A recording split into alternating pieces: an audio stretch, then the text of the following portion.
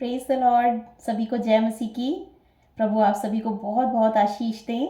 और अब हम जो है सैबत स्कूल में आते हैं। सैबत स्कूल जो है ये 18 फरवरी का है और इसमें हमने आधा पाठ हमने कर लिया था, आधा पाठ हम आज करेंगे। इसमें हम शुरू करते हैं रोमियो अध्याय 12 उसकी पहली वर्स से। इसमें लिखा है, परमेश्वर की सेवा का जीवन।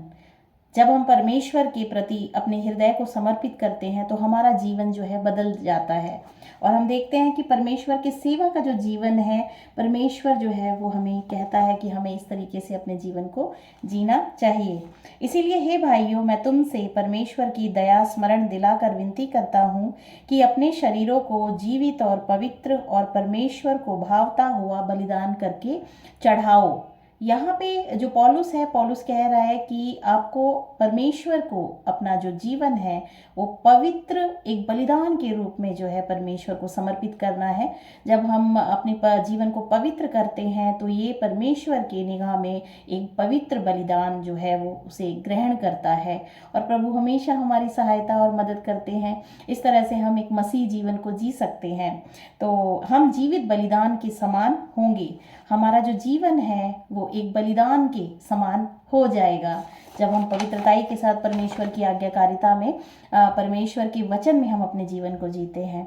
हम पाप से घृणा करेंगे, हम पाप से घृणा करेंगे। हम परमेश्वर के विरोध में कभी भी कोई एक ऐसा भी कार्य नहीं करेंगे जिससे कि हमें लगे या जो परमेश्वर के विरोध में हो। पाप हृदय को गंदा कर देता है। हम देखते हैं, कल मैंने बताया था कि हृदय जो है सबसे पहले जो ऑर्गन बनता है वो हृदय होता है और हृदय में ही हम परमेश्वर की आज्ञाओं को रखते हैं। जब हम पाप करते हैं, पाप क्या है? परमेश्वर की आज्ञा का ना मानना। जब हम परमेश्वर की आज्ञाओं को तोड़ते हैं या परमेश्वर के विरोध में कार्य करते हैं तो हमारा हृदय गंदा हो जाता है, क्योंकि पाप जो है वो गंदा है। बाइबल बताती है कि पाप जो है घृणित है, घृणित कार्य होता है पाप। तो पाप हृदय को गंदा कर देता है। परमेश्वर का प्रेम हमें स्वच्छ बनाता है। जब हम परमेश्वर का प्रेम अपने हृदय में रखते हैं और जब हमें प्रेम होता है परमेश्वर से, तभी हम उसकी आज्ञाओं को मानते हैं। तो परमेश्वर का जो प्रेम है वो हमारे हृदय को स्वच्छ बनाता है। हमारा जो विवेक है वो हर एक दिन जो है वो नया होता चला जाता है और परमेश्वर की बुद्धि हम जो है प्राप्त करते हैं। जब हम अपने आप को पूरी तरह से परमेश्वर को सौंप देते हैं तो हम वह काम करेंगे जिससे परमेश्वर खुश होता है। तो हम देखेंगे कि परमेश्वर के प्रति हमारे जो सोच है वो एक बहुत ही आज्ञाकारी बच्चे की सोच हमें रखनी चाहिए कि हमें परमेश्वर की आज्ञाओं को मानना है। तभी हम परमेश्वर के सामने जो है जीवित और पवित्र बलिदान के रूप में हम जो है अपने आप को समर्पित कर सकते हैं। भजन संहिता 101 उसकी दूसरी वर्ष बताती है, धार्मिक जीवन बिताने का संकल्प। तो मसीह जीवन जो है वो एक धार्मिक जीवन बिताने का संकल्प है। और जब हम मसीह को अपने जीवन में ग्रहण करते हैं तो मसीह का जो जीवन है वो हम जीते हैं। क्योंकि मसीह जो था, जो प्रभु यीशु मसीह थे, वो बहुत ही जो है नम्र और दीन व्यक्ति थे और बहुत ही जो है निष्कलंक थे। वो पाप रहित थे, निर्दोष थे और परमेश्वर के एक आज्ञाकारी पुत्र थे। तो हमें जो है मसीह जीवन को जीने के लिए जो है हमें एक धार्मिक जीवन बिताने का हमें संकल्प लेने की ज़रूरत है। तभी परमेश्वर की निगाह में हमारा जीवन है वो उसके आगे एक बलिदान के रूप में हम उसको चढ़ा सकते हैं। इसमें लिखा है, मैं बुद्धिमानी से खरे मार्ग में चलूँगा, तू मेरे पास कब आएगा? मैं अपने घर में मन की खराई के साथ चलूँगा। हम अपने घर में जब हम एक सच्चाई के साथ चलते हैं, जिसमें हम किसी को धोखा नहीं देते हैं, निष्कपट हम अपने जीवन में जो है व्यवहार रखते हैं, तब परमेश्वर हमारे हृदय में वास करते हैं। तो परमेश्वर के आने के लिए ये कंडीशन है कि आपके हृदय को, आपके व्यवहार को सच्चाई से परिपूर्ण होना पड़ेगा। परमेश्वर हमारे हृदय में रहते हैं, हमारा हृदय ही उसका जो है वास स्थान है। वचन बताता है, तुम्हारा जो शरीर है वो पवित्र, परमेश्वर का पवित्र मंदिर है और पवित्र आत्मा इसमें तभी वास करती है जब हम जो है एक पवित्रताई का धार्मिक जीवन हम जीते हैं। तो परमेश्वर की पवित्र आत्मा हमारे हृदय में वास करती है। भजन 101 उसकी 6ठी वर्ष बताती है, मेरी आंखें देश के विश्वास योग्य लोगों पर लगी रहेंगी कि वे मेरे संग रहें। जो खरे मार्ग पर चलता है वही मेरा टहलवा होगा। और जो मसीह लोग हैं, जो सच्चा मसीह होगा, वो हमेशा जो है एक अच्छी संगति में वो रहेगा। क्योंकि भजन संहिता अध्याय 1 बताता है कि हमें जो है संगति को सुधारने की ज़रूरत है। और नीति वचन ये भी बताता है कि जो बुद्धिमान की संगति करेगा, जो अच्छे लोगों की संगति करेगा, वो बुद्धिमान हो जाएगा। और जो व्यक्ति जो है मूर्खों की संगति करता है, पापियों की संगति करता है, वो नाश हो जाता है।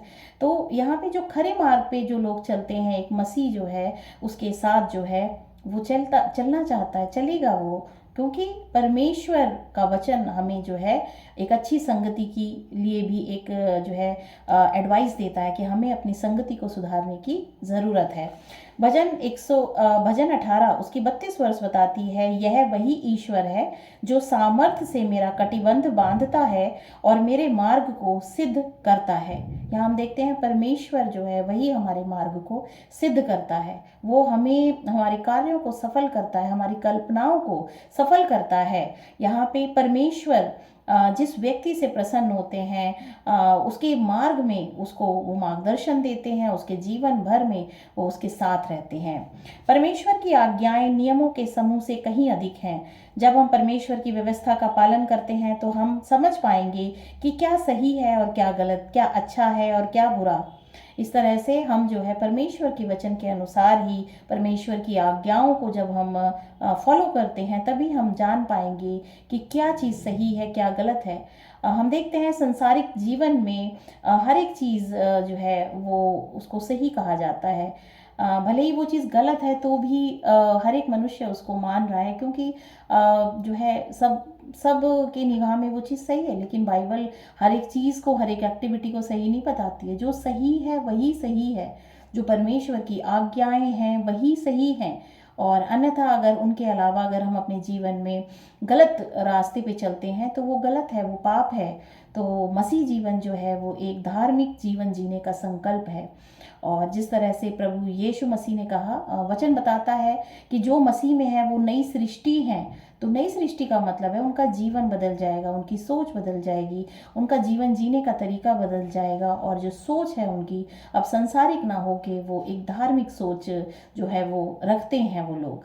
तो इस तरह से हमें परमेश्वर की आज्ञाओं को मानने से हमें जो है परमेश्वर की धार्मिकता प्राप्त होती है। परमेश्वर की धार्मिकता उसकी आशीषों से, उसकी आज्ञाकारिता से हमें प्राप्त होती है। भजन 111 की 10वीं वर्ष बताती है, बुद्धि का मूल यहोवा का भय है। जितने परमेश्वर की आज्ञाओं को मानते हैं उनकी बुद्धि अच्छी होती है, उसकी स्तुति सदा बनी रहेगी। यहाँ पे देखते हैं कि नीति वचन अध्याय 1 की 7वीं वर्ष भी ये बताती है कि यहोवा का भय मानना बुद्धि का मूल है। यहाँ पे बुद्धि का मूल यहोवा का भय है। ये भजन संहिता 111 में है। और जितने परमेश्वर की आज्ञाओं को मानते हैं उनकी बुद्धि अच्छी होती है, क्योंकि वो परमेश्वर की बुद्धि जो है उन्हें प्राप्त होती है, उनकी स्तुति सदा बनी रहेगी। तो यहाँ हम देखते हैं ऐसे ऐसे व्यक्ति जो कि परमेश्वर की आज्ञाओं में चलते हैं, आप देखेंगे कि वो उनकी जो है प्रशंसा की जाएगी। और नीति वचन ये भी बताता है कि जो औरत जो है परमेश्वर का भय मानती है उसकी प्रशंसा की जाएगी, उसका पति, उसके बच्चे उसकी प्रशंसा करेंगे। तो ये सत्य वचन है। हमें परमेश्वर की वचन को मानने की ज़रूरत है, क्योंकि यही जीवन है, शिक्षा ही जीवन है, शिक्षा ही जीवन है, शिक्षा ही जीवन दे सकती है। इसीलिए कहा गया है कि परमेश्वर की आज्ञाओं को हमें हृदय की पटिया पे लिखना है, क्योंकि हृदय से ही जीवन जो है मिलता है, हृदय ही जीवन का सोता है। इस तरह से हम देखते हैं हमें जो है एक मसीह जीवन हमें जीना चाहिए। और ये आशीष भरा जीवन है, इसमें कुछ भी कुटिलता नहीं, और ये बहुत ही आशीषों भरा जीवन है। आप देखेंगे आपका परिवार, आपके आस पड़ोस, सब जगह आपको शांति प्राप्त होती है और आप शांति में रहते हैं। और यही तो एक वास्तविक जीवन है जो एक मनुष्य को जीने की आवश्यकता है। एक इतिहास 22 की 12 में लिखा है, अब यहोवा तुझे बुद्धि और समझ दे और इज़राइल का अधिकारी ठहरा दे, और तू अपने परमेश्वर यहोवा की व्यवस्था को मानता रहे। परमेश्वर के नियम के प्रति हमारी आज्ञाकारिता हमारे व्यवहार को बदलती है। जब हम परमेश्वर के आज्ञाकारी बच्चे बन जाते हैं तो परमेश्वर की जो धार्मिकता है वो हमें बदलती है और हम आशीषित होते चले जाते हैं, हमारी सोच बदलती चली जाती है। परमेश्वर का नियम हमारे दिल और दिमाग को भी बदल सकता है। बिल्कुल, हमारा जो दिल है, हमारा दिमाग है, हमारी सोच है, हमारी शक्ति, सब कुछ जो है वो परमेश्वर से आती है। अगर वो परमेश्वर से आती है वही शुभ है, वही शुभ है, अन्यथा हमारी बुद्धि किसी काम की नहीं। यीशु मसीह ने कहा, आपका बल, मनुष्य का बल, मनुष्य की बुद्धि किसी काम की नहीं। वही बुद्धि कार्य करती है जो कि परमेश्वर की तरफ से आती है, और परमेश्वर की तरफ से वो बुद्धि तभी प्रदान की जाती है परमेश्वर के द्वारा, जब जो है व्यक्ति एक आज्ञाकारी व्यक्ति होता है। यशाया की किताब बताती है कि जो 7 आत्माएं हैं जो स्वर्ग से जो है हर एक आज्ञाकारी उसके बच्चे को दी जाती हैं, वो है समझ की आत्मा, ज्ञान की आत्मा, बुद्धि की आत्मा, पराक्रम की आत्मा, युक्ति की आत्मा, परमेश्वर के सामर्थ्य की आत्मा, यहोवा का आत्मा और परमेश्वर के भय की आत्मा। ये 7 आत्माएं उस व्यक्ति को दी जाती हैं और उसका जीवन बदलता है, उसका दिल, उसका दिमाग बदलता है। तो परमेश्वर की शक्ति के द्वारा एक मनुष्य जो है वो एक नई सृष्टि बन जाता है, वो एक नया बन जाता है। तो प्रभु यीशु मसीह में जो भी व्यक्ति होता है, जो उसको ग्रहण करता है, जो उसके रास्ते पे चलता है, उसकी शिक्षाओं पे चलता है, वह एक नई सृष्टि है, नई सृष्टि, वो नया हो जाता है। अब हम आगे पढ़ेंगे। परमेश्वर की आज्ञाएं पृथ्वी पर सभी के लिए उसकी योजना को दिखाती हैं। यहाँ पे हम देखते हैं कि हर एक चीज़ को बनाने वाला जो है परमेश्वर है। तो परमेश्वर की जो आज्ञाएं हैं पृथ्वी पर सभी जितने भी लोग हैं इस भूमंडल पे, उन सभी के लिए वो उतनी ही समान रूप से इफ़ेक्टिव हैं। तो जो भी व्यक्ति परमेश्वर के वचन को मानता है उसके जीवन में वही सब आशीषें जो है फलवंत होती हैं, क्योंकि परमेश्वर जो है वो सबसे एक समान प्यार करता है।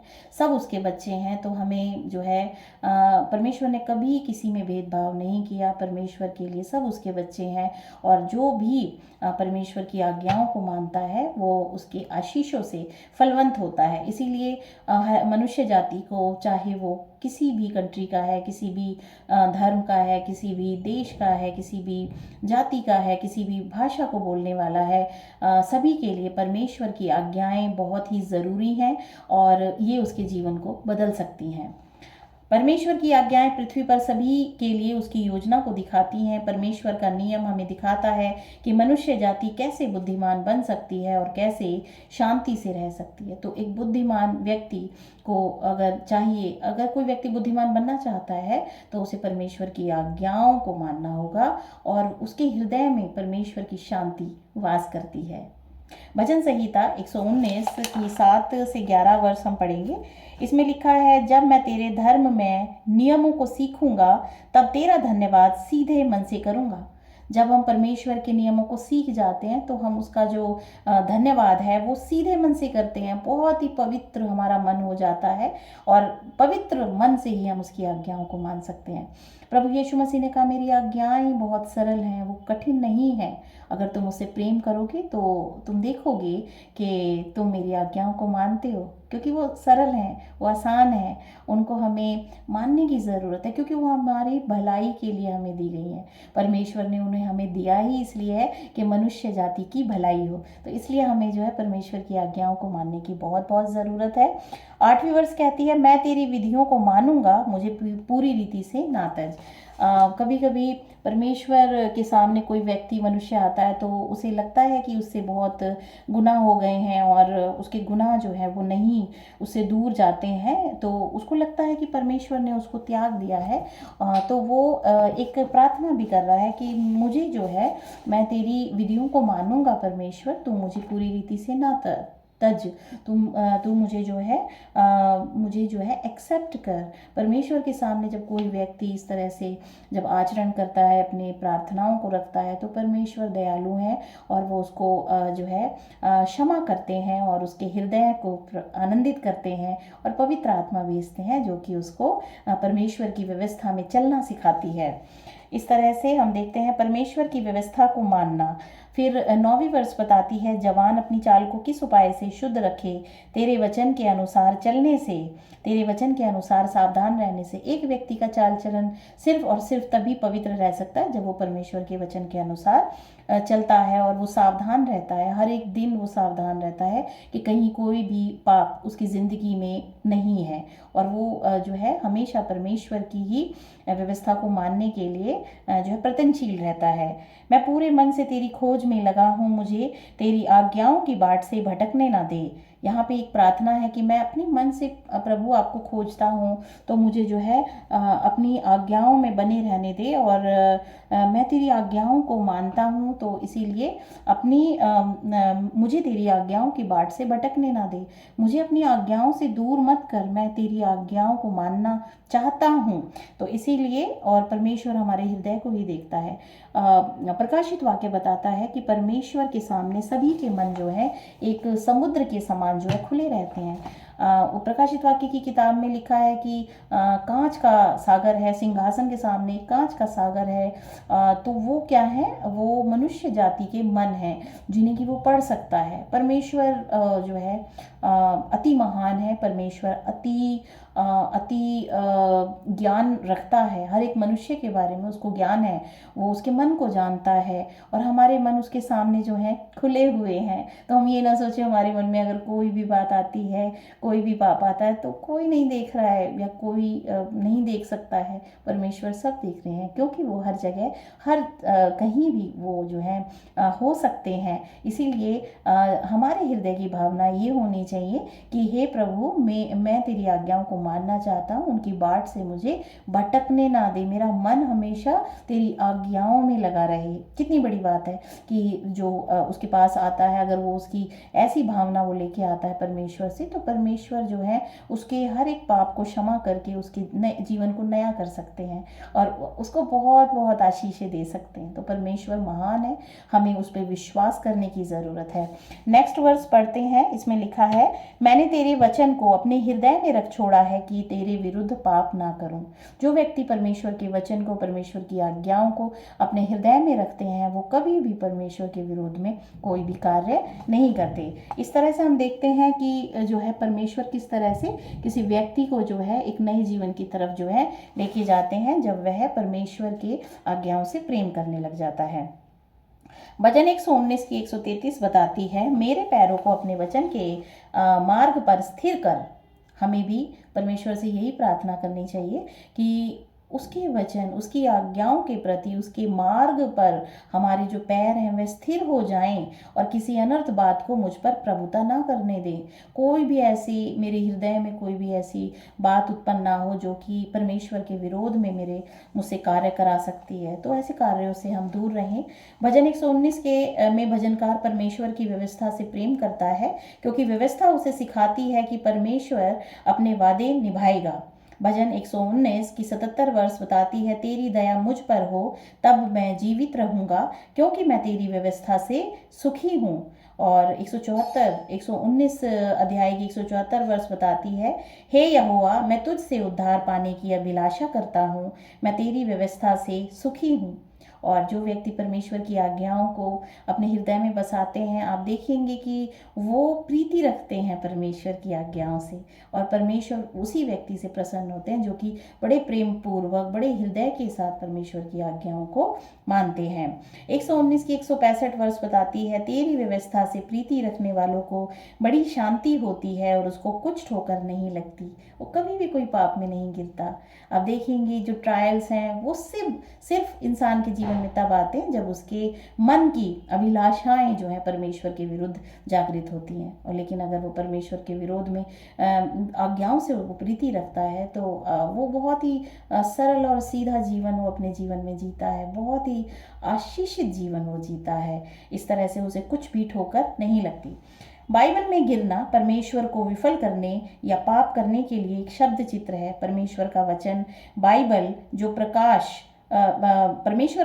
बाइबल एक दीपक के समान है जो प्रकाश से चमकता है और हमें स्वर्ग का मार्ग दिखाता है। तो बाइबल ही वो रास्ता है, बाइबल में परमेश्वर की आज्ञाएं हैं, वही वो रास्ता है जिनको हम फॉलो करते हैं अपनी ज़िंदगी में, तो हम स्वर्ग जा सकते हैं।